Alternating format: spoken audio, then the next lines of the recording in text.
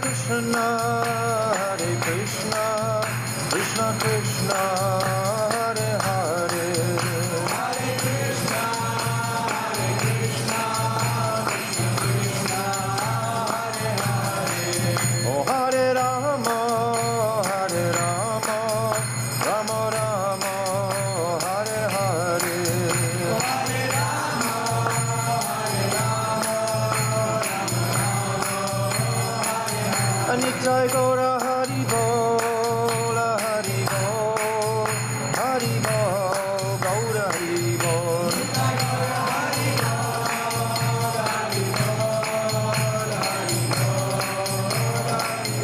Nitai Gaura Hari Bol, Hari Bol, Hari Bol, Gaura Hari Bol.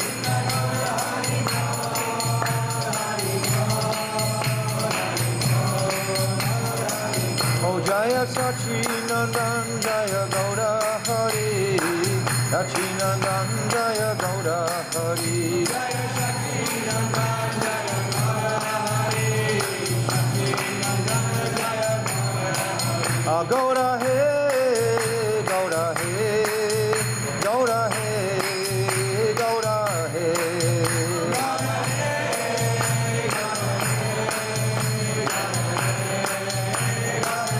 Jaya Radha Gopinath Radha Gopinath Radhe, Jaya Radha Gopinath Radha Gopinath Radhe, Jaya Radhe Radhe Radhe Radhe Shri Radhe, Jaya Radhe Radhe Radhe Radhe Shri Radhe. Oh Jaya Vrishabhanu Nandini Radhe Radhe, Vrishabhanu Nandini Radhe Radhe, Jaya Vrishabhanu Nandini Radhe Radhe.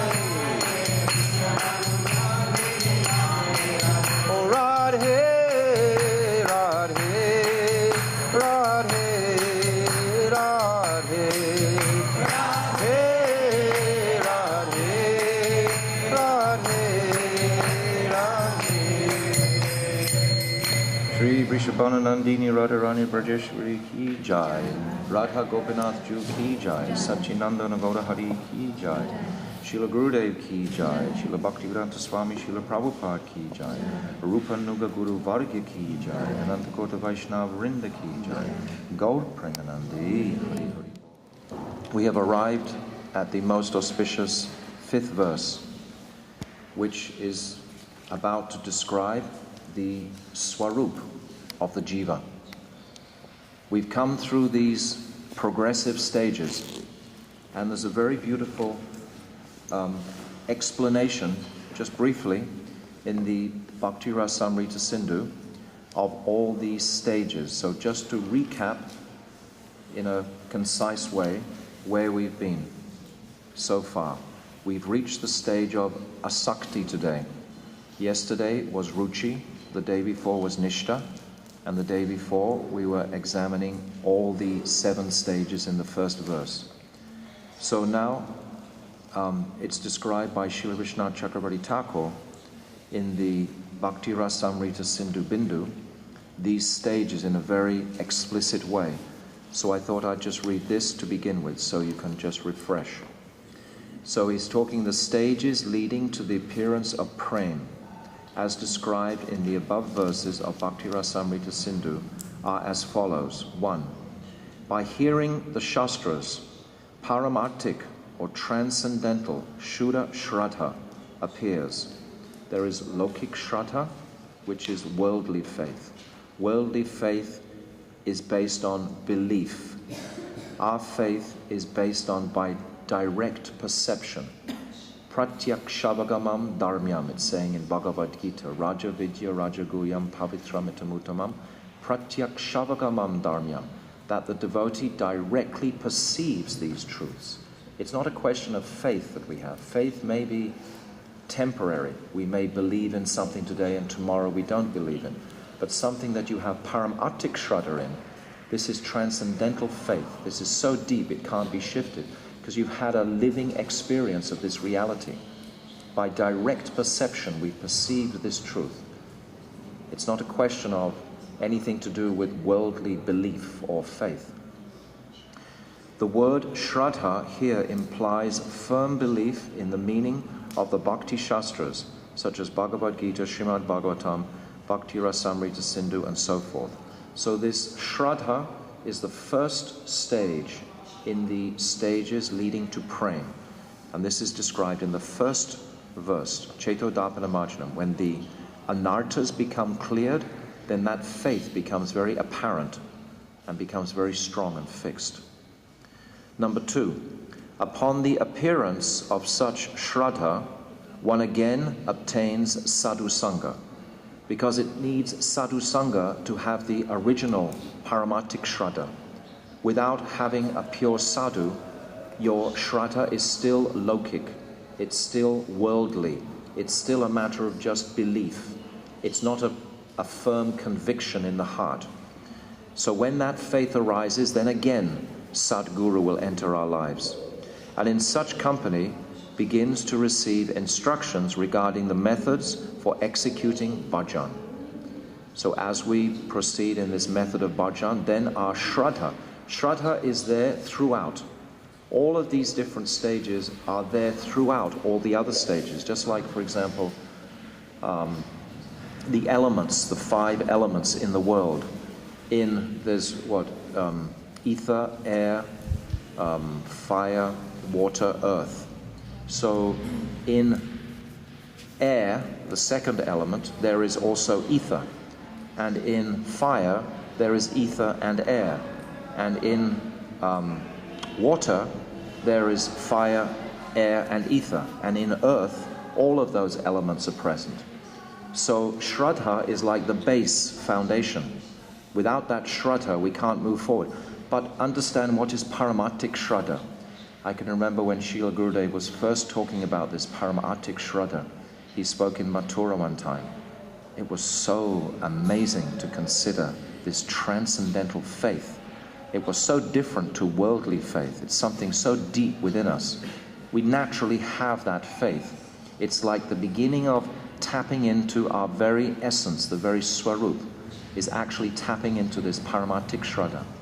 Param, this means topmost. Artik, filled with wealth. Artha, dharma, artha, karma, moksha. Artha means wealth. Like an artha is something without wealth. So param artha, param artika, it's got a K on the end. This topmost wealth of real transcendental faith. Then number 3, thereafter one takes up the practices of bhajan, bhajana kriya, beginning with Sri Guru, Padashraya, and so on. So these limbs of bhakti, beginning, the first 5 limbs are just about Sri Guru. They're just about taking shelter of Guru. Without Guru, we're going to understand today and a little bit tomorrow, more tomorrow, about the manifestation of bhav in the heart. This bhav is already present in the heart, but it can never be fully manifested without that ragatmika bhakta from the spiritual realm who's carrying the transcendental knowledge, this sangvit shakti, which will inspire the heart of the jiva. It's already there, but it needs to be inspired by Sadguru. So none of these stages can really blossom wholly without the mercy of Sadguru. Other gurus, say a Kanishta guru or Madhyam, they can take you so far, but they can't actually carry you into transcendence. The Uttam Bhagavat is necessary. Does that necessarily mean that Sadguru has to be physically present? Definitely. 1,000,000%. For example, if you never took direct shelter of Bhaktivedanta Swami Prabhupada, you cannot get bhakti from Srila Prabhupada, I've said before. You can get sukriti. You can get so much good sukriti. You can follow his instructions like anything and make good advancement. You can develop enough sukriti that another Sadguru will come in front of you. But you won't actually ever get bhakti directly from Bhaktivedanta Swami Prabhupada if you never met him, because it's a relationship. What is bhakti? Bhakti means loving relationship. It's not some commodity that it's in a box and it's just an impersonal thing. It's all about relationship. That's what we're talking about, love. We have to get real on this platform and understand what it is, where it is we're going. We're looking for this highest reciprocation of relationship. Relationship means two. Love means two. To love. It's a verb. So everything is about love. So the relationship between the Shishya and the Guru, this is one of great faith and love. You see, when Srila Gurudev looks you in the eye, you've seen nothing like this in your life. You've never seen an experience like that. We described the other day when Gurudev gets down from the podium and walks out, how everyone is looking for that, hungry for that glance. Because what does that glance do to us? It thrills us to the max. And if he actually says our name, how do we feel then?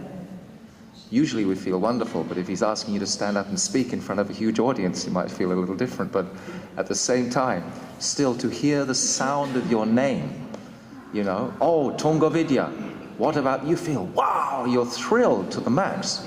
This is relationship. He's putting something into the heart by saying that. So the Guru must be present. 1,000,000% Sadguru must be present to bestow this Bhakti Lata Bij. This Bhakti Lata is not Bhav. Bhav is already present in the heart, but the Bhakti Lata is like a ladder. It'll lead us. No, Guru doesn't give you Bhav. You already have Bhav. You already have Bhav in the heart, just like the fire is in the wood.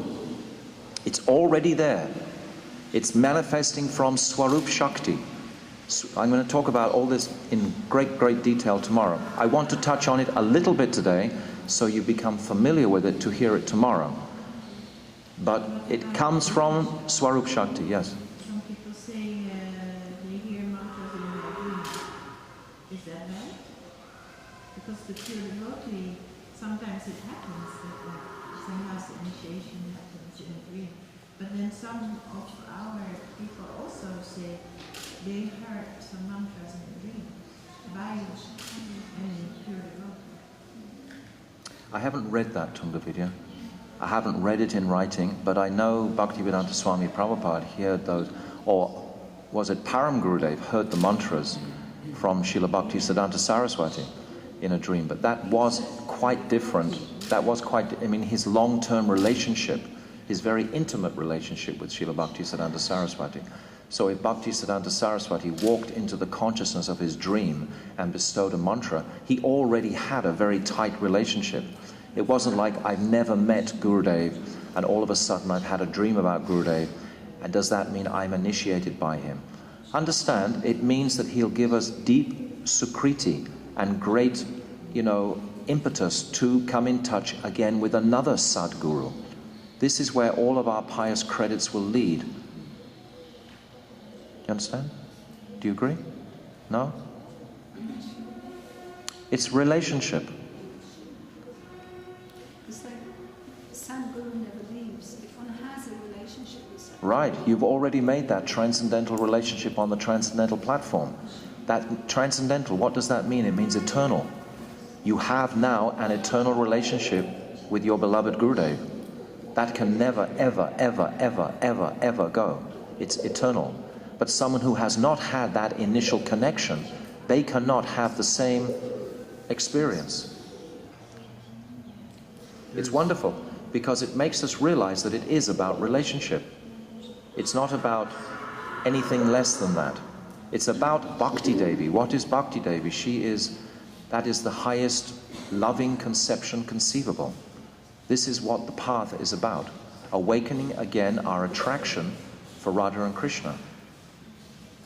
There's one devotee that came to Gurudev and said, Gurudev, I want to have a conversation with you about the Guru-disciple relationship. And Gurudev replied, well, everything's fine from my side. And so my point is that Gurudev has the potency that if he wants to give you anything, he can. He's not limited by our conditioning. But nevertheless, in this world, if you haven't had any sort of time with that individual, it may be very much in your imagination. Like, for example, the Ritviks. our Gurudev condemned this conception entirely. That you can think that you can be initiated by Bhaktivedanta Swami Prabhupada when you never met him. Gurudev described so many times this is completely bogus. Totally. Why? It's because what I'm saying. It has no substance on relationship. It can just be in your imagination. You can imagine that you have a wonderful relationship with Prabhupada. I'm sure we do have wonderful. I feel very much I have a wonderful relationship with Prabhupada. I can remember in the Gurukul in Krishna Balaram on Prabhupada's disappearance day, these young boys of 7 and 8, never come close to Prabhupada, weeping and weeping and weeping in thoughts of Srila Prabhupada. So much touch, but they couldn't actually get that bhakti lata from Prabhupada. Prabhupada would inspire them to come in contact with Sadguru by their sweet sentiment. Would one just very practically say, why should Guru take the trouble of taking a human form if it were necessary? If it would work without, he wouldn't probably take this trouble. Yes, interesting. Why would he have to go through all that bother of having his gallbladder removed and having this stitched up and that and this and this and this, so many things, putting up with me? Yeah, if he could just come in. But dreams, we're not dreamers. If we became if the Shastra was written about dreams, heaven knows where we might end up. Dreams are there. Sometimes dreams exhaust our various karmas. Sometimes this kuta, this subtle karma, can be purified in a dream. But we don't know for sure. It becomes too vague and the mind is too fickle. How fickle is the mind? How hard is it for us just to concentrate for a few moments? It's zoom, zoom, zoom, just flashing everywhere. So we can't trust, but we can trust that realized soul showering his, powerful gaze deep into our hearts. When we see that, experience that, that's something phenomenal. That's like an impression that we never ever will forget. Actually, it's very wonderful to meditate now that our Gurudev has left us. How many times did Gurudev look at you? How many times did Gurudev speak to you? Try and remember all these times, catch them in a bag, write them down, and meditate on those moments. That was when the relationship was being formed. Yeah. At the same time, when we read the books of those acharyas, Bhaktivedanta, and hear their glorification, we are establishing a relationship with them. Not in the same... Yes. Definitely, she's saying that we are establishing our relationship with these personalities. Now we're reading Srila Vishwanath Chakravarti Thakur. If you read him regularly, I can remember when we were working on that Bhagavad Gita, for 3 years, just completely immersed in Srila Vishwanath Chakravarti Thakur. I felt so much close to him and affinity with him. But he could not give me directly bhakti. The bhakti lata bij. He could give me so much sukriti. He could even empower my life to meet Sadguru or to meet another Sadguru. This is the fruit of sukriti. This is how we get shraddha in the first place, is coming from our pious credits. This is how the shraddha builds. But actual bhakti, that seed of bhakti, that bhakti lata bij, can only come directly from Guru. You have to be completely sure of this. Yes. So much inspiration. I felt I'm talking to Srila Bhaktivedanta Thakur so many times. I'm talking to Bhakti Rakshak Sridhar. I'm talking to Srila Vishwanath Chakravarti Thakur. I go to their samadhis. I feel such an affinity with them. But they can't directly give me that. Otherwise, like Manohar is actually saying, why would the pure gurus bother to come to this world? In fact, why don't we just all depend on Srila Bhaktisiddhanta Saraswati? Why should anyone else come after that? The line, the current, has to continue of the self-realized souls. It has to continue. It's so important. If we start to imagine our various relationships, because some may imagine their relationships, others may actually have something of a relationship. That's greatly to our advantage. We should drink that deeply and treasure it, cherish it. But understand, Siddhantically, it won't actually give you the Bhakti Lata. Srila Gurudev, your Diksha Guru, when he put those mantras, those deities into your heart with those mantras, he poured in all potency along with the sound vibration of those mantras. Perhaps we don't appreciate it at this point, but it's a Siddhantic reality. And we see the example of the Ritviks. You can't just take, pretend or think that you're lined up with someone that you're not.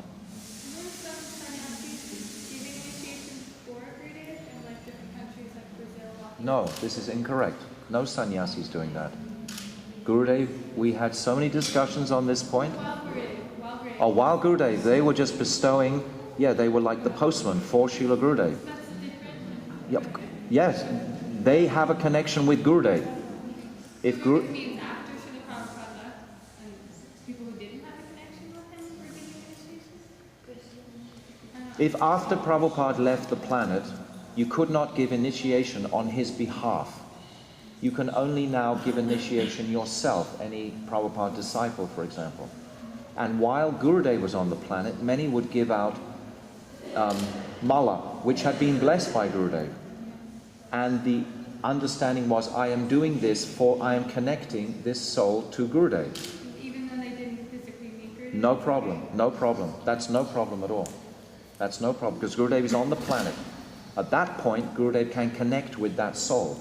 Is it the same as meeting Gurudev in that way? It's unfortunate if you don't actually meet Gurudev and you get initiation via somebody else, but nevertheless you still have that paramartic connection. You have that transcendental connection. Beg your pardon? Yes, definitely you have the seed of bhakti. 100%. 110%. In my particular case, someone gave me the books of Srila Gurudev. I distributed. And then I had a dream. Then what? And he actually appeared in my dream. Gurudev? Yeah, he did. Yeah. And he held my hand and said, now you're my disciple. That's what he said.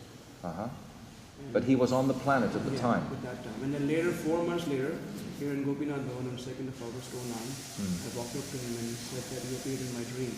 Yeah. He looked at me for like 20 seconds from up to down, whether I was lying or it was my imagination and all that stuff. And he asked who else was there. There was another personality wearing glasses. I didn't know who it was. And he showed me the picture of the Guru Parampara, then I pointed towards Bhaktivedanta Saraswati Prabhupada. He said, are you sure? I said, maybe the other one. Bhaktivedanta Swami Maharaj. He said, first decide who it was. Then I pointed towards Bhaktivedanta Gurudev. And he said, give mala to him. Because I had not heard about him. I was just given books to read. I distributed, and then he appeared. And but then my relationship was not like strong when I first was initiated. It was after his disappearance. It was actually gotten stronger. But the point that he's saying is that he had a dream previously, a very powerful dream, which brought him to Gurudev, and in the dream it was like he was being initiated by Gurudev. But when he actually came in front of Gurudev, Gurudev questioned him very deeply about the dream, and then immediately gave him initiation. So his connection was in this world with the Bhakti Lata. And then he's commenting that actually he feels that his relationship is growing deeper and thicker with Gurudev even since his departure. This is absolutely natural, this is normal in all of us. In 10 years from now, we will be weeping just at the sound of Gurudev's name. It'll increase more and more and more and more as we appreciate actually who he was.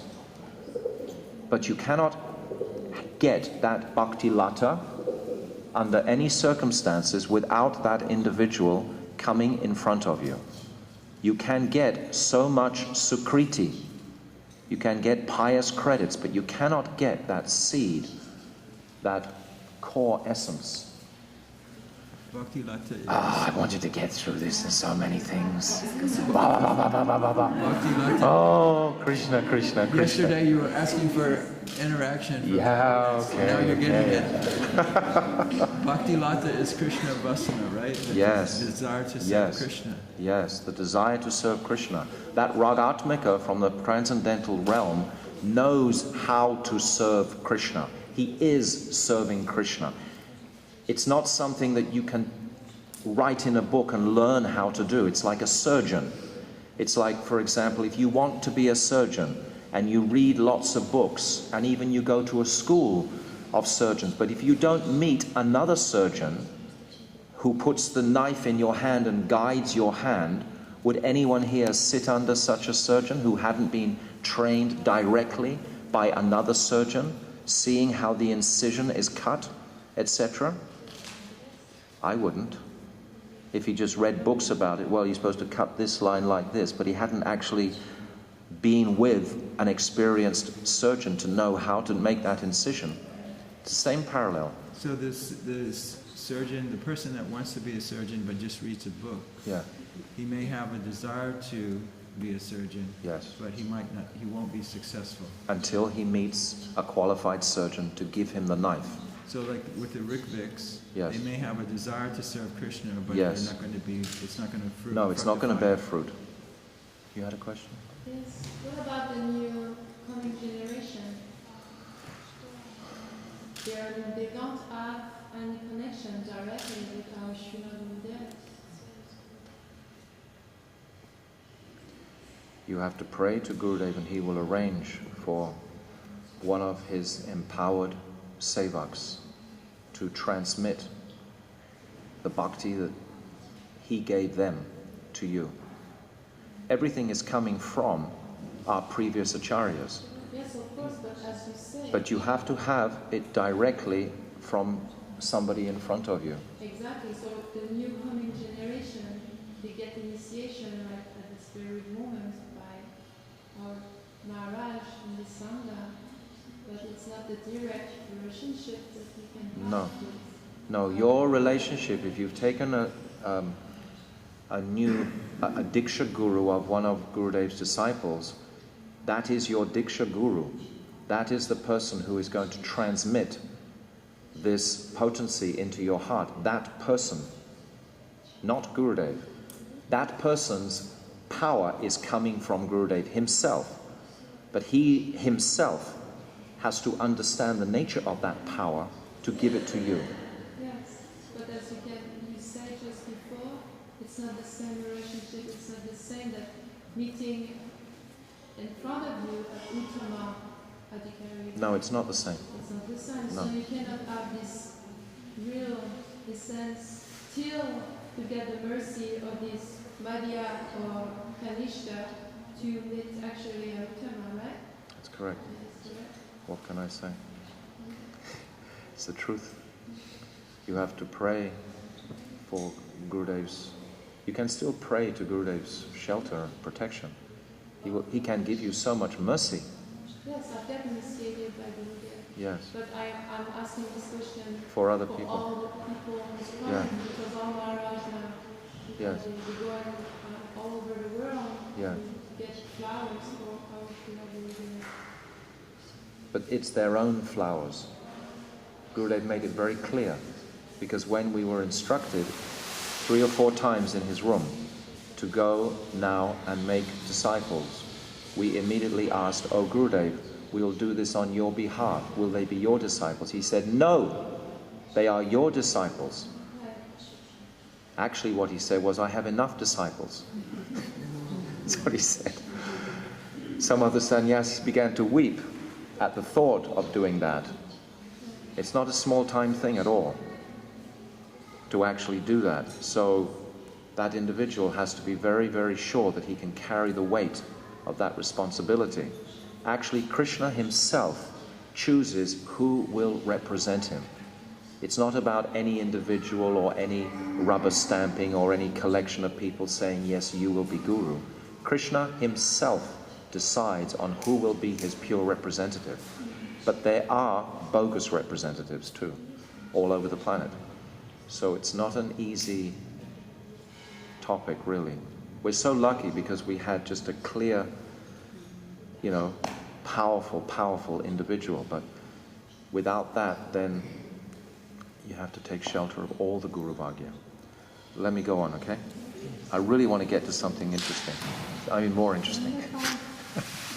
What? I can go on? Okay, thank you. Okay. I want to get to the verse. The verse is ecstatic today. I began to describe it even yesterday. It was so special. Okay, I'm going to just pile through these stages. Bear with me. So, we're up to number 4, okay? By constant engagement in bhajan, anarthas gradually disappear. Anartha nivritti. This is like Cetodapana Marjanam. Then number 5, the elimination of anarthas takes place in successive stages. As one becomes progressively freed from anarthas, he attains nishta and freedom from all distractions, vikshepa. At that stage, one-pointedness, characterized by incessant striving, arises in pursuit of bhajan. This is the stage of nishta. I'm intensely focused on my devotion, a very powerful stage in our bhakti. But we want to always go further than this stage. The next stage, thereafter, ruchi, taste, or in other words, an intense hankering for bhajan develops. It becomes even more intense. Greed and enthusiasm is what is the current. This is what's pushing everything forward, my greed. You must find a place where you feel inspiration. You must look constantly for that inspiring atmosphere and stay there and try and absorb that mood. It's very important. It's the current of our bhakti, this inspiration. Number 7, when ruchi becomes very deep, it is called asakti. The difference between nishta and asakti is that nishta involves application of intelligence. Nishta is where I'm deciding, I'm putting my devotion. I'm very much focused, whereas asakti is completely spontaneous. By that platform, my heart has completely melted and totally become attracted to Radha and Krishna's seva. I want nothing else except, but in the stage of nishta, I'm still crafting my path, so to speak. I'm still looking with my intelligence to do this and so many things. But asakti is spontaneous. In the stage of nishta, even if the mind is not attracted, by one's intelligence, one remains devoted to the performance of bhajan. So even if your intelligence isn't fully imbued with service to Krishna, still, or rather even if your mind is distracted, still with your intelligence you'll keep going forward. This is the stage of nishta. Whereas asakti, it doesn't involve the mind or intelligence. You just run quickly to Krishna. However, when one comes to the stage of asakti, he has no more dependence on any kind of reasoning by the faculty of the intelligence. At that stage, he is deeply immersed in the performance of bhajan in a spontaneous manner. Because that is just heralding the advent of bhav. Straight after asakti will come bhav. Okay? 8. After the stage of asakti, bhav makes his appearance. And 9. At the final stage, prem manifests. This is the order of the stages leading to the appearance of prem within the heart of the sadhak. So all of these are in here. I would humbly ask you to get this book. It's like such a treasure. It has all these clear Bhakti Rasamrita Sindhu means ocean, but this is the bindu. This is a drop from the ocean of Rupa Goswami. Srila Vishwanath Chakravarti Thakur has sometimes been compared to being the reincarnation of Srila Rupa Goswami Pad.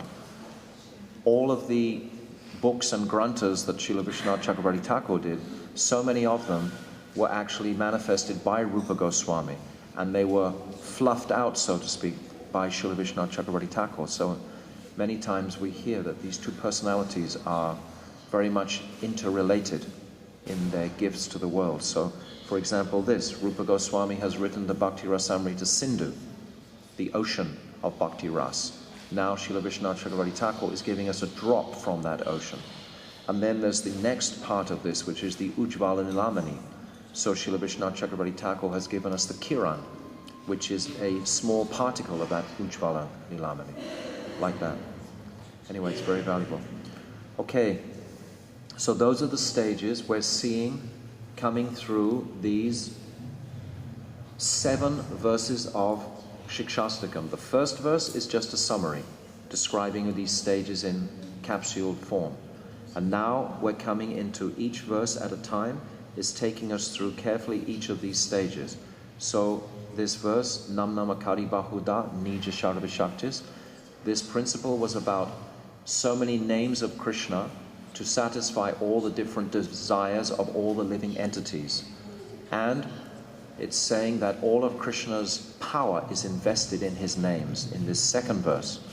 And then it's saying in the second verse, Durdaivam Idrisham, that I am so unfortunate and wretched that I have no taste for this. So this quality of humility, again, Mahaprabhu is constantly showing us. By himself coming as his own devotee, he can show us this path. And this path is imbued with this quality of submissive humility. Without this quality, it's actually called arohapanta. I'm trying to reach that higher destination by my own strength. The chemistry, the nature of bhakti herself is I am submissive to the will of the Lord. That is the very nature of the soul. So it's opposite the nature if you try and crash the gates of heaven, so to speak, without the proper guiding personality to take you in. Do you understand? Do you understand clearly? Our nature is to serve Krishna and wait for his mercy. And if we're trying to go ahead without the mercy of Sadguru, that is actually against our very nature. It's against the constitution of the soul. The soul's constitution is one of service to Krishna. So that service begins with service in this world. And service in this world is to the master of bhakti in this world, who is Guru. So then the third verse is the stage of Nishta. Trinadapi sunichena tarodapi suhishana amanina manadena kirtanya sarahari. So we discuss those 4 beautiful qualities of humility. We were saying natural humility that is born from total detachment from all sense gratification was the first. And then the second was purity of consciousness. This compassion, of the tree. This pure compassion which manifests at this stage of Nishta. And then the third quality in that third verse is pure compassion that is born from an absence of false ego. Amanina, not looking for my own self-centeredness. You understand? You probably have all these written down now. I'm just refreshing what we've already done. And then the fourth jewel in that third verse was manadena, having respect for all other living entities. So now we've gone past there. Yesterday we did nadanam, najanam, nasundarim. We were trying to establish what is my desire. Where am I going to put my focus, my heart? So the first part of that verse is where I'm not going to put my focus. That was called tatashta lakshan. That was the negative aspect of the verse. I don't want fame. I don't want followers. I don't want beautiful women. I don't want knowledge. This is not what I want. I want to be your servant, birth after birth after birth after birth. This is what I do want. So we see those 2 aspects in the third verse. Now, fourth verse. 1, 2, 3, 4. Now we've come to the 5th verse today. So this is Ayinanda Tanuja Kinkaram. This Ayinanda, I explained yesterday that actually grammatically, if it was a male calling out Ayinanda, he would be saying Hey Nanda. It would be Hey, but it's Ayi. Therefore we understand that Mahaprabhu is immersed utterly in this Radha Bhav at this stage. He's sharing this with the world. This is his gift, this Siksastakam. He's giving it very systematically, very simply. He's presenting what is pure bhakti. What are the step by step? So, Ainanda Tanuja Kinkaram. Who am I doing bhakti of? Who is that Ishtadev? Who is my Ishtadev? Is it Hanumanji? Is it the Lord of Vaikuntha, Lord Narayan? Is it Ganeshji? Is it Shivji? No, it's Tanuja, Nanda Tanuja. What does Tanuja mean? Tanuja means born from the body. Nanda Tanuja. He is born from the body of Nanda Baba. Who is that? Sri Krishna, Brajendra Nandan. Ainanda Tanuja. And this is who is that individual that I'm offering myself to. That has to be focused. It's not like the religionists in the Western world will just talk about God. When you say God, it could be anybody, any sort of energy that they try and say, or any power or potency, etc.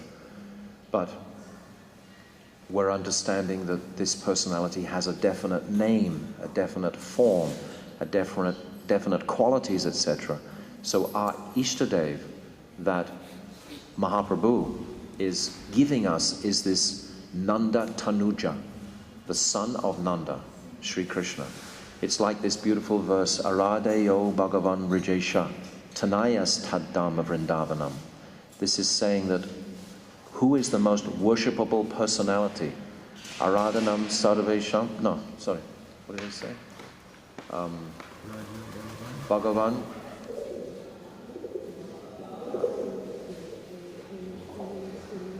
I started to say none of us too.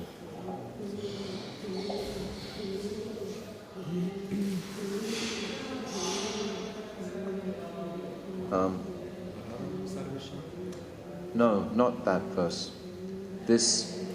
What was the first verse I just said before? Aradhanam Aradayo Bhagavan Vrijesha Tanayas Taddama Vrindavanam. Yes, this Tanayas again. Aradhanam, say it again. Aradayo Bhagavan Vrijesha Tanayas. This son of Nanda is Sri Krishna. Aradayo Bhagavan Vrijesha Tanayas Taddama Vrindavanam. Ramya Kachit Upasana Vraja Vardu Vargena Vakalpite. And the way of worship is to follow the footsteps of the gopis, etc. So, the establishment of who is the Ishtadev, who is that individual that I'm offering my very self to. And more than that in this verse is, who am I? Ainanda Tanuja Kinkaram. What is this Kinkaram? This Kinkaram means maidservant. This is what Kinkaram means. It's a beautiful word, Kinkari. Kinka. King means to serve, and ka means that to do. I do service, Kinkari. So I'm doing this service as a maidservant. So Mahaprabhu wants to be a maidservant of Krishna. We want to be maidservants of Sri Radha. Mahaprabhu is in the mood of Radha, so as Radha, he just wants to serve Krishna. But we are in the moods of servants of Radha. We want to be a Kinkari of Sri Radha. But Mahaprabhu's prayer is, Ainanda Tanuja Kinkaram. This is my Swarup. This is the Swarup that Mahaprabhu is sharing with. My identity is a servant of Krishna. This is my identity. When I realize my intrinsic identity, then all anarthas and all unwanted things just very quickly peel away. When I fully am situated in my Swarup, even if I have a vague idea of my Swarup, even if I have begun to understand I am actually by nature a servant of Krishna. This is my nature. It is my very essence. But I've put up so much opposition to try and eradicate that conception over billions of births. This is actually why Krishna consciousness essentially is so simple, because it's just a self-manifesting awareness. We just make it difficult for ourselves by our various attachments to these material objects and desires, subtle and gross, etc. But the actual essence of it is so simple and so automatic. So Ayinanda Tanuja Kinkaram, this is my identity. My identity is established in this verse. The swarup of the jiva. How can we go forward without knowing what is my swarup? And then the next line is, again, humility is invoked by Mahaprabhu. I am so fallen. I have fallen into this turbulent ocean of material existence as a result of my fruitive actions. So first of all in this verse, it's who is that Ishtadev? That is Nanda Tanuja. And then who am I in relationship to that Nanda Tanuja? I am his eternal servant. This is being fully established. But still, the current of humility is there in the heart of Mahaprabhu. And even though Mahaprabhu is Krishna himself, but for our sakes, he's saying, no, but I have fallen into this ocean of material existence. There's a beautiful description here. I described something of this the other day. It's saying, this world is afflicting me like towering waves crashing into each other. On one hand, the rapid, forceful current of dwindling time. I'm aware that my life is running out, especially if you're over 50 or 60. Racing to material death. That's one towering wave. The second wave, crashing into the wave of ambitious desires to fulfill all my lust and greed, which bring frustration and delusionment at every step. The powerful force of diminishing time aggravating my consciousness against the rising current of ambition. It's saying the same thing again. At every moment to fulfill all my millions of desires. Ayinanda Tanuja, I have no strength left. I am exhausted. I only now fully depend on your kripa. I'm exhausted. Millions of lives I've floated in these waves of desire, these waves of fear, of insecurity, of madness, of illusion, etc. Millions of lives. I'm completely exhausted. I'm fried. I've had enough. I can't endure this material existence anymore. Dear Lord, you must give me your mercy. This kind of point of greed is what is needed to cross the boundary into transcendence. That one-pointed, heartfelt rendering, completely blistered out, fried mood. I can't go anymore in this material world. It's exhausting me. It's thrashing the heck out of me. This is what Mahaprabhu is saying. And this is in humility. I can't go any further. So I must have your mercy to proceed. And how do I want to proceed?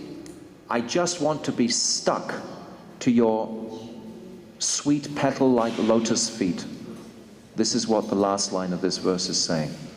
Just let me stay as a tiny piece of dust on the bottom of your feet, because a tiny piece of dust probably won't fall off. If you have a big piece of dust, if you're a very important person, it'll probably drop off. But if you're thinking you're very insignificant, probably no one will even notice it there, it'll stay there. So we want that insignificance, it must be there. It's part of the process to have that feeling of insignificance in relationship to the spiritual world. So this is the principal meaning of this verse. That who is Krishna? He's Nanda Tanuja. And who am I? I am this Kinkari. That is my swarup. So now,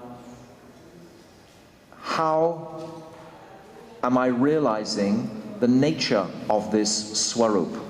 What is the nature of my swarup? My swarup, its nature is filled with sweet sentiments. These are called bhavs. So the next verse is going to show the external exhibition of those bhavs. This nayanam galadashru darya, tears, horripilation, etc. These are anubhavs. These are when these feelings from the heart externally exhibit themselves. This is described as when you can see bhav in someone. They're rolling around on the ground, weeping, etc. But now where does this bhav come from? She asked this question just before.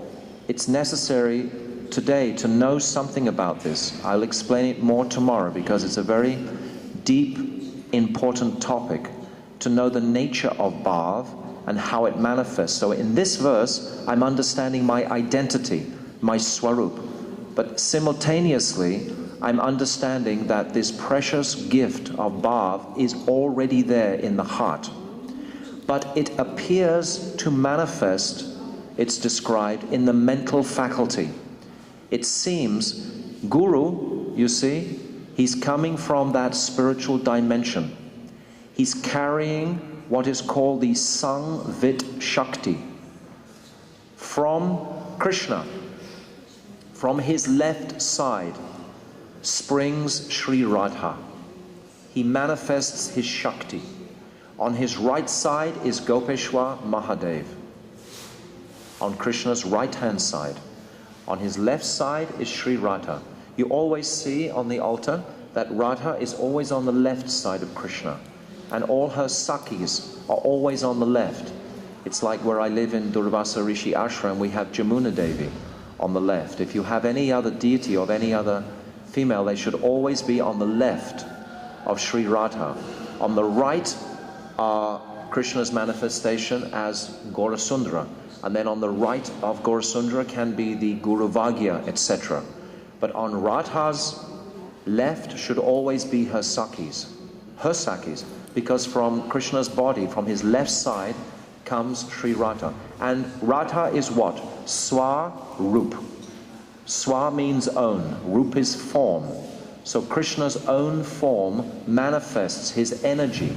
Radha and Krishna are one. Radha Krishna Pranaya Vikritya Kladini Shakti Asmat Ekat Manav Api Puvi Porodeha Bedam Katoto. This is the 5th verse of Adi Lila in Chaitanya Charitamrita. It's saying that Radha and Krishna are one, but they have separated for their pastimes. So, Sri Radha is Swarup Shakti. And from Swarup Shakti are manifesting all other Shaktis in existence.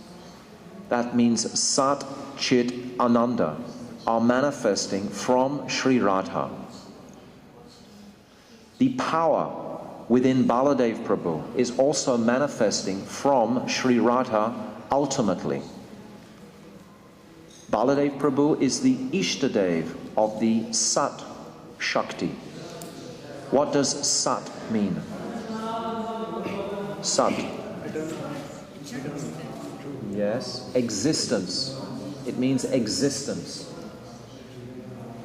From the Sat Shakti manifests all the bodies in the spiritual world, except for those bodies that directly manifest from Sri Radha, Radha's Kaya Vyuha. They manifest directly from Radha herself to bring pleasure to Sri Krishna.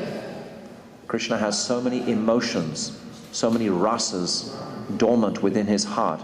He needs individuals to bring all those rasas out.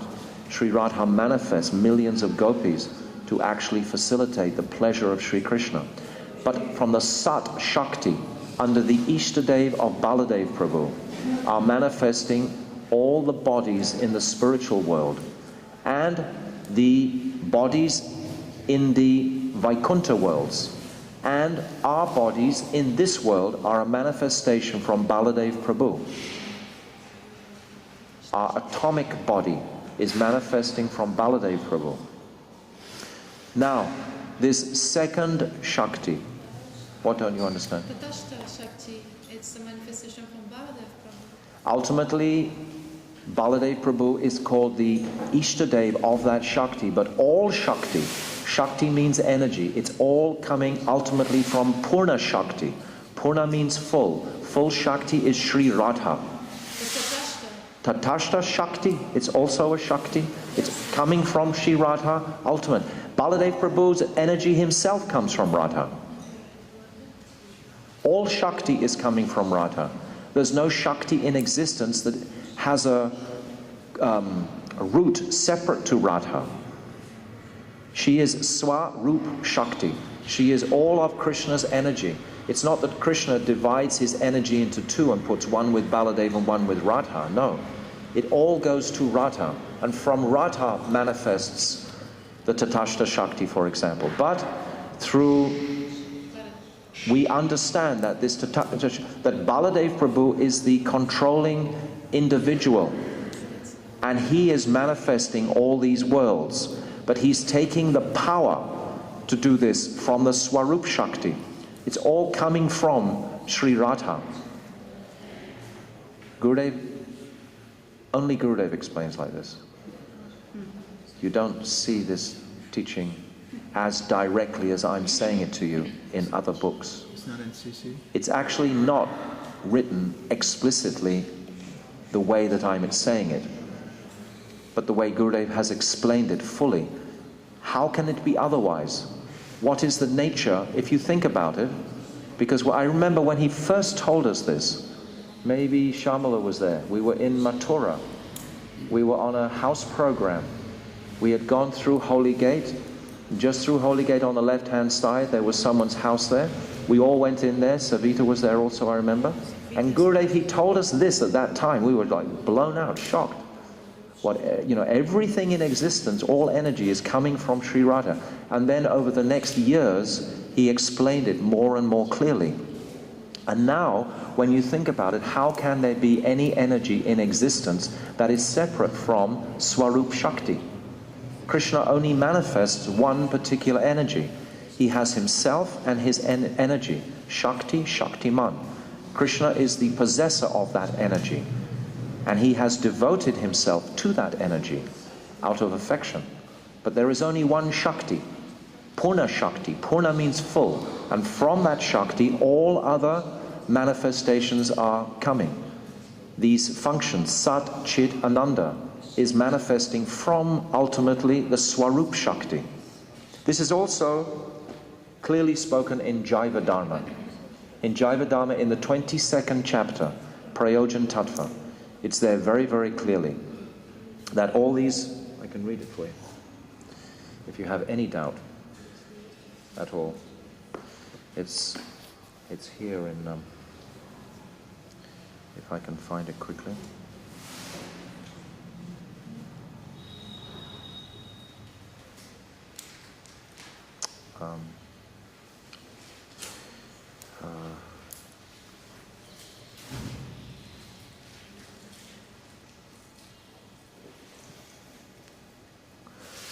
The propensity for divine knowledge, Sangvit Shakti, which is what I began to talk about, is an aspect of the all-enlightening internal potency, Swarup Shakti, and is the state of unalloyed goodness, Shuddha Sattva.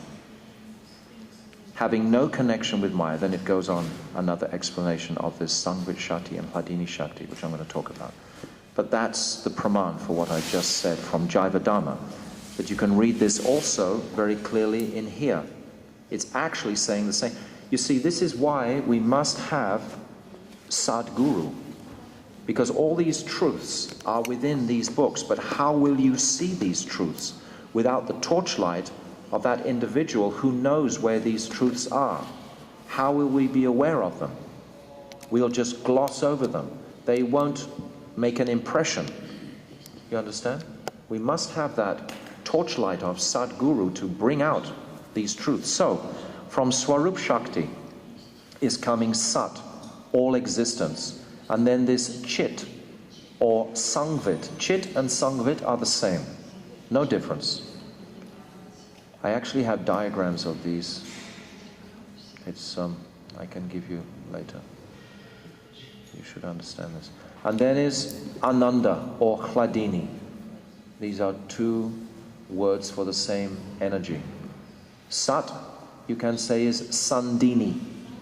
Sandini Shakti, exactly the same. Sandini, Sat, same. And then Chit, Sangvit, same, totally same. They just make it like that to confuse you. No, there's specific reasons why, but it can be confusing unless you know very sure that it's there. And then there is Ananda or Hladini. Hladini Shakti, that means the bliss Shakti. So it's described that by the nature of the Sangvit or Chit Shakti, we get knowledge of a substance. And from the knowledge of that substance, we are able to taste that substance. For example, if you hear and understand what is water, then you know you can drink it and you get a taste for it. That taste is the Hladini, that taste is the bliss. The taste of the knowledge becomes blissful. Now we're hearing so many aspects of Tattva and Siddhanta. When we chant deeply, we will get a taste, we'll get a realization. From the knowledge will come the bliss. First of all, we need to have the knowledge. Just again, the analogy of a musician. Once he knows all the science of the chords and the changes, then he can taste the bliss of actual music by putting them all together. Just like someone who's learning how to read. He learns all the words in the alphabet, and then he tastes the bliss of reading actually the meaning of what are these words about. So in other words, we have this knowledge first, this Sangvit Shakti. And it seems, it's described, that Guru, who is a Ragatmika Bhakta, is carrying this transcendental knowledge from the spiritual world. What is the nature of this knowledge? This knowledge is relationship. In the spiritual world, the way these three potencies act is very wonderful to hear. Bhaktivedanta Thakur has described it. The Sat Shakti is what creates the bodies of all the parikars, the bodies of all the sakas, the gopis, the gopas, etc. in Vrindavan, the cows, the trees, the earth, everything in existence that you can see has been created by Baladev Prabhu through the Sat Shakti, Sandini Shakti. He creates all of that. Now, Krishna himself is the Ishtadev of this Chit or Sangvit Shakti, and he infuses knowledge within to all those entities by his potency, knowledge, Chit, Sangvit.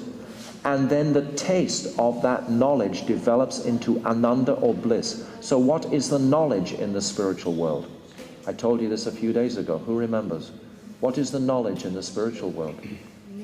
Yes, knowledge of my relationship with Nanda Baba, Yashoda, Krishna, Subal, Sridham, Stoka Krishna, Srimati Radharani, etc., etc. But my principal relationship, of course, is focused on Radha and Krishna. So knowledge of this relationship and the bliss or taste of that knowledge comes in my relationship with that entity, with that personality. Do you understand? The knowledge facilitates my relationship, which gives me the bliss. Right? This is the nature in the spiritual world. Then as we come down into this world, we have what is called Bhautik Gyan, which means knowledge of material objects, which is very dry, it has no transcendence. And what is the fruit of that knowledge? It's called Brahm Ananda, the bliss of Brahm, which is like impersonal. This is what you can achieve through Gyan. If you're studying very carefully just to have a blissful experience, you can attain that place of Brahm or Brahm Ananda. Can you just bring that map off the table? It's on the table. It helps to look at the map. This map is really good. Even if I say so myself. You can just put it against me. Okay. Can you all see it? So this is Sat, Chit, Ananda. And how are those three energies affecting Golok Vrindavan, Gokul Vrindavan? How are they affecting that? I've just described. Now how are these three essential functions affecting this rest of the cosmic manifestation. All the red side on this side is the ananda or bliss. This is all manifesting directly from Sri Radha. It's her energy that gives any sort of bliss in existence. All happiness, all joy is coming from Sri Radha. On this side, the blue is manifesting from Baladev Nityananda Prabhu. And this is all the substance of the worlds. This is all performed by Baladev Prabhu in service to Sri Krishna. Sri Baladev Prabhu is like the first bhakta, so to speak. He's demonstrating his affection, his service to Krishna directly by manifesting all these worlds, by facilitating Krishna to demonstrate, in this material world particularly, his compassionate nature. Krishna has this Karuna Shakti, it's called, this compassion mood. He wants to demonstrate it, so therefore Baladev gives him an opportunity to show his deep, deep compassion by manifesting these material worlds with the struggling jivas there. So if we're struggling, we're facilitating Krishna's compassion. So there's some purpose to our struggling, difficult condition. So all of this is manifested directly from Baladev Prabhu. Now in the spiritual world, it's called, you can call it Harinam Ananda, or Bhajan Ananda, or Prem Ananda. All this Ananda is manifested here. And in this Vaikuntha world, it's called Vaikuntha Ananda. The Ananda is all Sri Radha. In Shivji's realm, it's called Shiv Ananda, the bliss of my service to Shivji. Shiv Ananda, the bliss of Lord Shiva himself. And then in this impersonal effulgence of the Lord, what is the effulgence made up of? Let me just explain this. I have so many things to explain to you. I hope you can keep up with everything. You have to interrupt me if you're not keeping everything clear. Krishna has 6 qualities. The first quality of Krishna is his beauty. This is like the trunk of a tree. It's called the Angi. It's the main aspect of Krishna, is his beauty. When you think of Krishna, the prominent quality in Krishna is his beauty. This is the most prominent quality. Sometimes when we ask, what are Bhagavan's 6 qualities? Then often people just rattle off, oh, beauty, renunciation, fame, knowledge, strength, etc., like that, just bang, bang, bang. But they're in actually a beautiful order, Bhaktivedanta Thakur describes in Jivadharma. And the first quality is beauty. The first quality, when we first think of Krishna, we're most attracted by his beauty. And then there are 3 other principal qualities. There's the quality of opulence, or vibhutis. Krishna is the most opulent in existence because everything belongs to him, so he's the most opulent. And he's the most famous. He has all fame because in all of the worlds, he is most prominent. And then there is strength. Krishna is all strength. So these other 3 qualities make 4 altogether. So we have beauty is the main one, then there is strength, then there is fame, and then there is opulence. Okay, these 4. Now there's 2 qualities left. But Bhaktivedanta Thakur is saying these are not directly qualities. These are considered attributes of qualities. They're like qualities, but they're not direct qualities. And this is renunciation and knowledge. Knowledge is not a direct quality. You can find knowledge in a library. You can find knowledge in a book. You don't have to have an individual to have knowledge. Whereas if you have beauty, you have to have an object. If you have fame, you have to have someone who is famous. If you have strength, you have to have something or someone who is strong. But in knowledge, you don't have to have that object. Knowledge can exist without an object. And then the sixth quality, which is renunciation. Renunciation itself is a negative attribute. It's not a positive thing. Renunciation. So these two attributes of qualities, this knowledge and renunciation, are what make up the qualities in the Brahmajyoti. The Brahmajyoti is made of these two, you can say, impersonal qualities. They're not impersonal because they're coming from the Lord, but they can be viewed as impersonal by someone who is not connected to the Lord. And the example is of fire or a candle. A candle also has these type of qualities. We see that the beauty in the flame itself is beautiful. It's flickering with all different colors. It has blue, sometimes greenish, white, yellow, like that, orange. The flame is very beautiful. It's an object. And then the next aspect of the flame is the heat. This is more like the flame than the effulgence itself. The light itself is something, it doesn't have substance to it. You can't catch hold of the light. You can get hold of the heat. You can put it in a box and keep you warm on a day like today. But you can't catch hold of that effulgence coming, that light. It has no substance in a sense. It has an impersonal nature. So that's the nature of the Brahmajyoti, and the bliss that you can receive or achieve from merging or from connecting with that light is Brahm Ananda, the bliss of Brahma. It's all Ananda. It's all coming from Sri Radha. Actually, even those individuals, Srila Rupa Goswami explains, who do try and just enter into that Brahmajyoti, they're still actually serving Krishna, because Krishna takes the illumination of their soul and adds it to the Brahmajyoti. He adds it to his own effulgence. So they're still, in that sense, Rupa Goswami explains, actually serving Krishna. You can't escape. Even if a Mayavad wants to escape serving Krishna, he can't, because our very essence is our nature to serve Krishna. And then there is the bliss of this world. Sometimes people in illusion are feeling that they're receiving some sort of pleasure from the world. So that pleasure is called Jad. Jad means dull or dead. Jad Ananda. So that Jad Ananda is available in this world, dead pleasure. It has no real value at all. It's temporary, it's flickering. Ultimately, it's usually painful.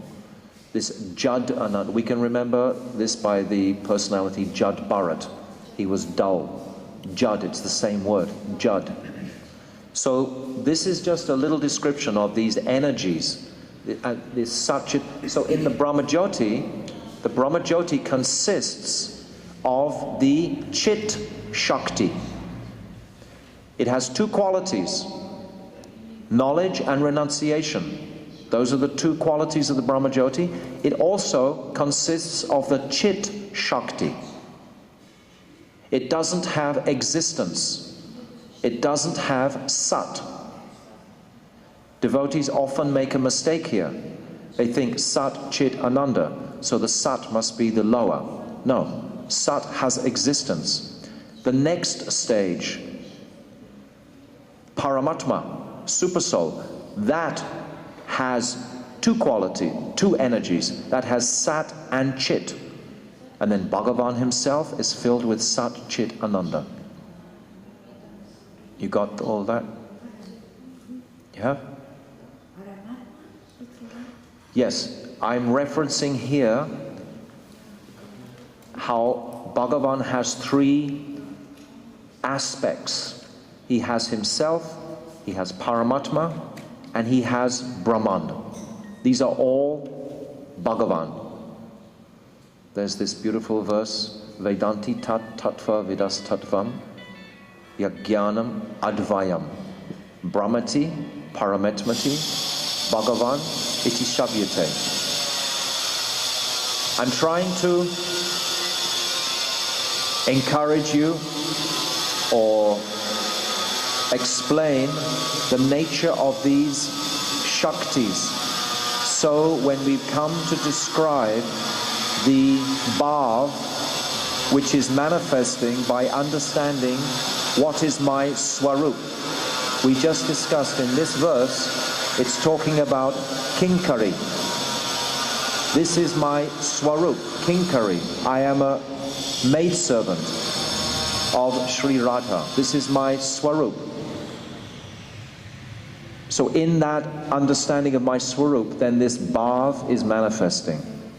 Tomorrow we'll discuss much more of the manifestation of this Bhav, but this is just a little background today so that I can explain it, because I can't explain it without you knowing the picture or the background.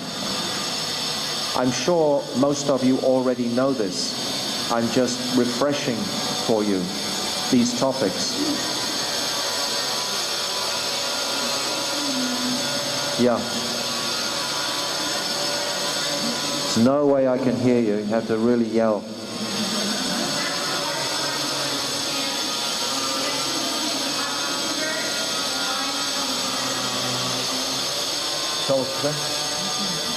How can we understand the line from...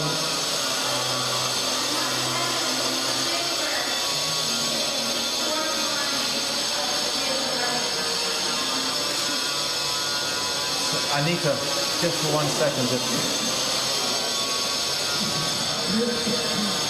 Sorry. I can't compete with that. I'm having a hard time understanding.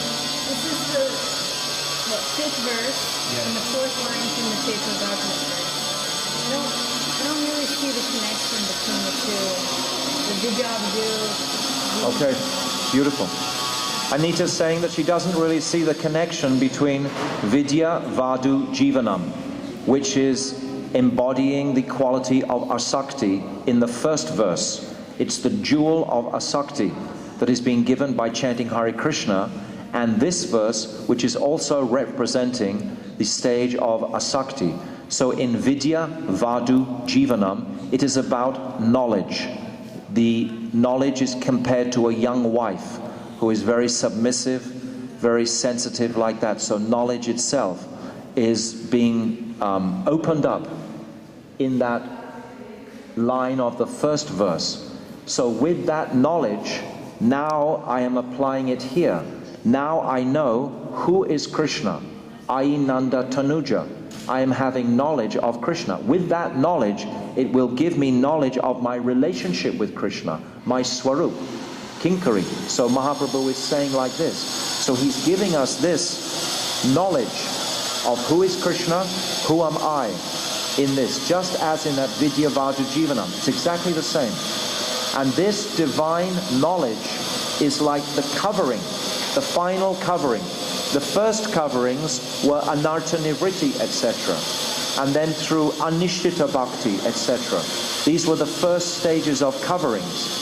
Now this final divine knowledge of pure Vidya, what is my identity, is being manifested, and who is that individual that I'm trying to have a relationship with. So in this sense, they're both completely in sync. And then it's saying, but I'm so exhausted, and I'm flattened by this material energy, and I'm taking shelter of your mercy. There's a mood of complete submission. And then I want to be connected with you on your feet. This attachment. What does asakti mean? Asakti means completely attached to Krishna. So what this speck of dust, completely attached to the lotus feet of Krishna, it's showing that's the position I want to be in eternally. I want to never leave that personality Sri Krishna. I want to become that dust at his feet. So in all senses, it exactly parallels that jewel that was described in the first verse. I never knew that before till you asked me the question. That's really amazing. That's nice. Thank you. So we see how all of these jewels from the first verse are fluffed out more. In this verse, there's much more emphasis. Now, you see, we have some experience coming from these other stages that we've discussed at length. So now we already have knowledge. So with that knowledge, how much deeper can we dive into the meaning of this verse? You see, if we hadn't had that prior teaching from the first verse, how could we enter into this verse? How could we know really this verse? How kind is Mahaprabhu? I said yesterday, he's like our Bhajan Shiksha Guru. He comes as his own devotee, and he's leading us into this. So I guess that noise of the machine is telling me to stop now. It's okay. No, it's late. It's late. It's 5 minutes overdue anyway. It's perfect timing. Krishna is in control. He's telling me to stop. You had enough for one day. I haven't told so much. Did you absorb what I said? Vrindavan Leela? Anything not clear? It's okay. If you have any questions, you can ask more pointedly tonight, unless you have a burning question now. You said everything in existence comes from Baladev. Does it mean material existence? It doesn't mean, it means all the objects. This is Baladev Prabhu's Shakti. Everything that we can see, our bodies are Baladev's Shakti. Inside the body, that is the consciousness which is empowered by the Chit Shakti, giving us knowledge. And then the taste from the knowledge, that is Sri Radha. From the knowledge of the object, then I get a taste, I develop a relationship. But the object itself, the Sandini or Sat Shakti, is all manifested from Baladev Prabhu via Swarup Shakti. You can say everything in material existence. No, when you say like that, you see, someone might think that my material existence means my suffering, my desires, my lamentation, etc. That's not what's coming from Baladev. My body, everything in external existence. You have to say it very carefully. Not in the spiritual world, because No, in the spiritual world, he is manifesting the bodies of Nanda Baba. He's manifesting the bodies of Sridham, Subha. Where do those bodies come from? Krishna doesn't make them. They are eternal, but still, just like it's saying, aham eva samevarge, that before there was anything in existence, there was just Krishna. It says like this in the Bhagavatam. This is a Chatushloki. Of course, that's not a reality. There has always been, and they are eternal. Nevertheless, there is an understanding that form has been manifested originally by Baladeva and Nityananda. They call us like brothers because of that mood of, on this platform of the creation of the body that we live in. Even though they are eternal, still there's a description of where that energy originated. Just like Sri Radha. Sri Radha surely is original, yet we're talking about she came from the left side of Krishna. If she's eternal, how could she come from the left side of Krishna? Huh?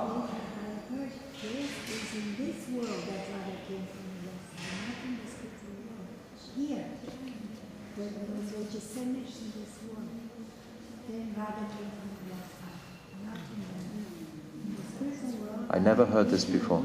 This is the first time I'm hearing that like that. I never heard like that before. I never heard this before. I've heard Gurudev just say repeatedly that Sri Radha manifests from the left side of Krishna. Radha and Krishna are one. How is that? If Radha and Krishna are one, there must come a point in time when they become two. So there must become a point in time when she does manifest. But how can we conceive any of these topics when we get into the realm of eternality? It's called achintya. We cannot understand these things with our intelligence. Don't try. Accept these truths that are written in Jivadhamma, this Bhakti Rasamrita Sindhu, Bindu. Accept these truths as achintya. What we cannot understand, we should profoundly pray. And if we need understanding of that, Krishna will give us understanding. But we should understand its inconceivable nature. That is another Shakti of Sri Radha, that Achintya Shakti, inconceivable.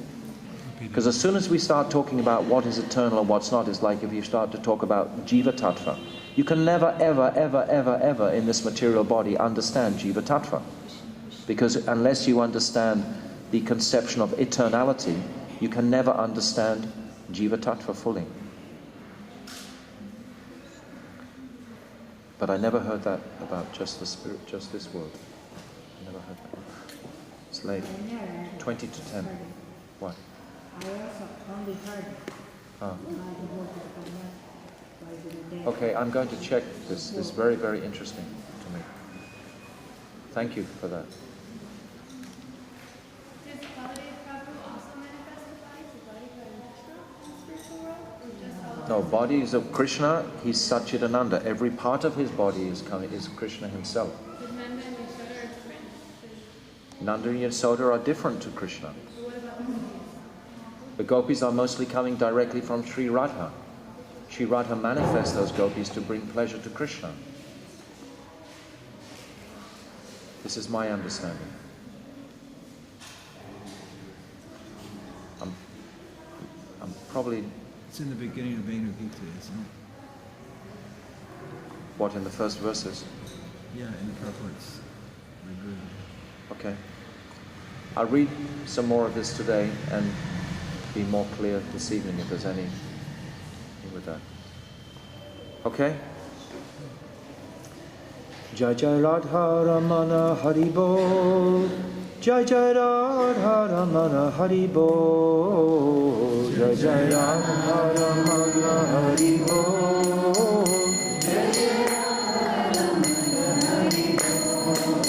Oh Jai Jai Radha Ramana Haribo. Jai Jai Radha Ramana Haribo. Jai Jai Radha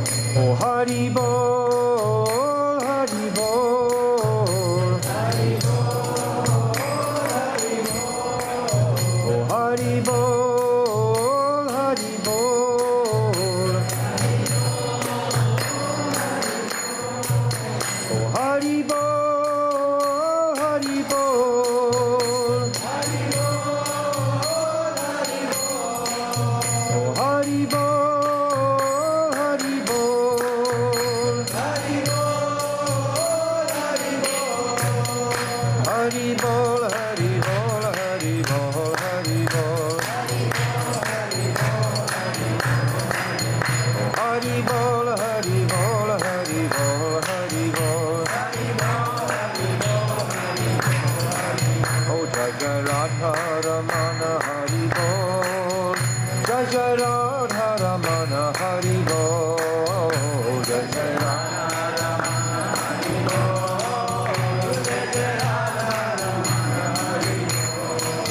Oh Haribo, Haribo, Haribo, Haribo.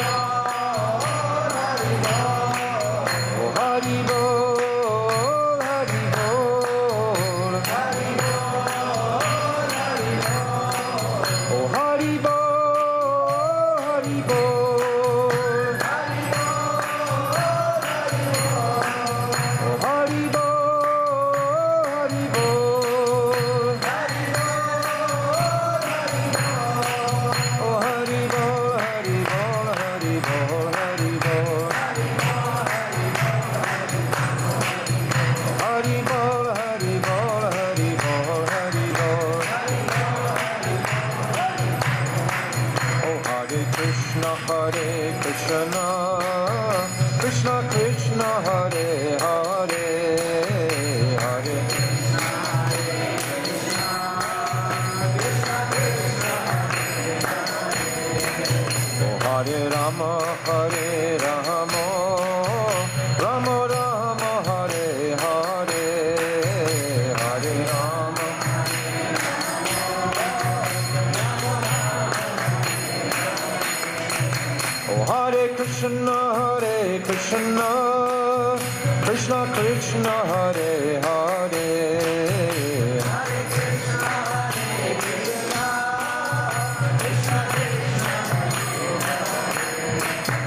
Hare Rama, Hare Rama,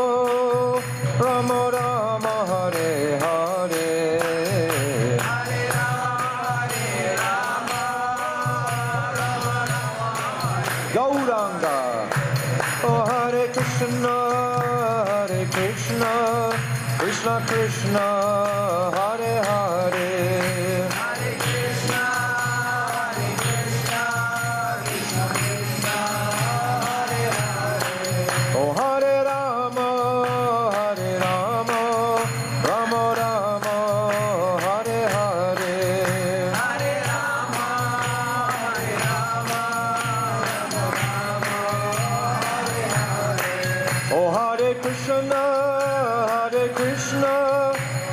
Krishna, Hare Hare, Hare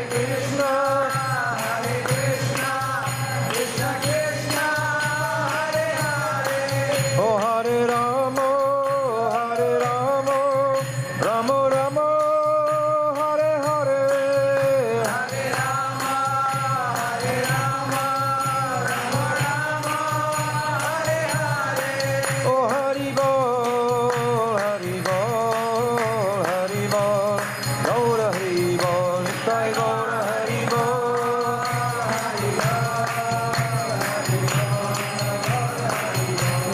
Sachinandan Jaya Gaura Hari, Sachinandan Jaya Gaura Hari, Sachinandan Jaya Gaura Hari, Sachinandan Jaya Gaura Hari. Oh Jaya Radha Gopinath Radha Gopinath Radhe, Jaya Radha Gopinath Radha Gopinath Radhe, Jaya Radhe, Jaya Radhe. Jaya Radhe, Jaya Shri Radhe, Jaya Radhe, Jaya Radhe, Jaya Radhe, Jaya Shri Radhe. Oh Jaya Vrishabhanu Nandini Radhe Radhe, Vrishabhanu Nandini Radhe Radhe, Jaya Vrishabhanu Nandini Radhe Radhe, Vrishabhanu Nandini Radhe Radhe. Oh Radhe, Radhe.